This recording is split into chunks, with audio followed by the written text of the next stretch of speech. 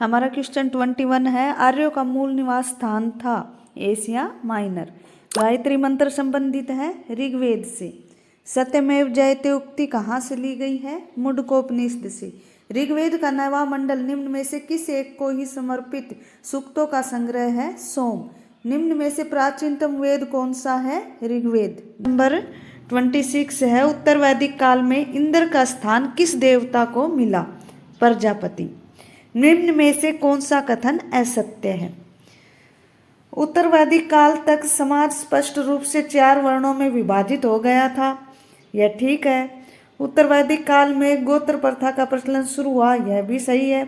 भारत में लोहे के प्रयोग का पहला साक्ष्य उत्तर प्रदेश के अतरंजी खेड़ा 800 ईसा पूर्व से मिला है, यह भी सही है। और असत्य कौन सा है? सी।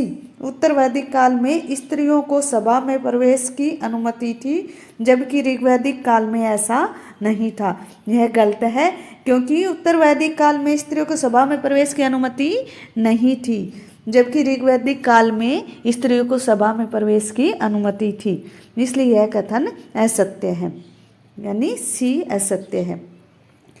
28 देखिए, निम्न में असत्य को चुने।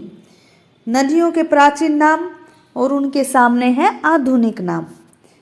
वितस्ता, वितस्ता कहते हैं झेलम नदी को। परुषणी, रावी, सतुदरी, सवात, यह गलत है, क्योंकि सतुदरी सतलुज नदी को कहते हैं। बिपाशा, व्यास, यह भी सही है। तो असत्य कौन सा है? स्तुद्री, स्वात, यह असत्य है, क्योंकि स्तुद्री सतलुज नदी को कहते हैं।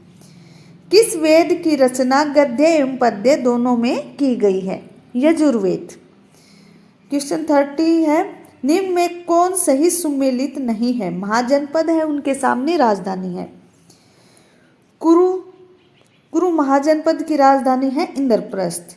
चेदी, चेदी की पोटली, यह असत्य है, यह सुमेलित नहीं है, क्योंकि चेदी की राजधानी शक्तिमयी है। ठीक है। अगला है, आगे है मगध गिरिवर्ज, यह भी ठीक है, और मल की राजधानी थी कुशावती। ठीक है स्टूडेंट्स, ओके, धन्यवाद।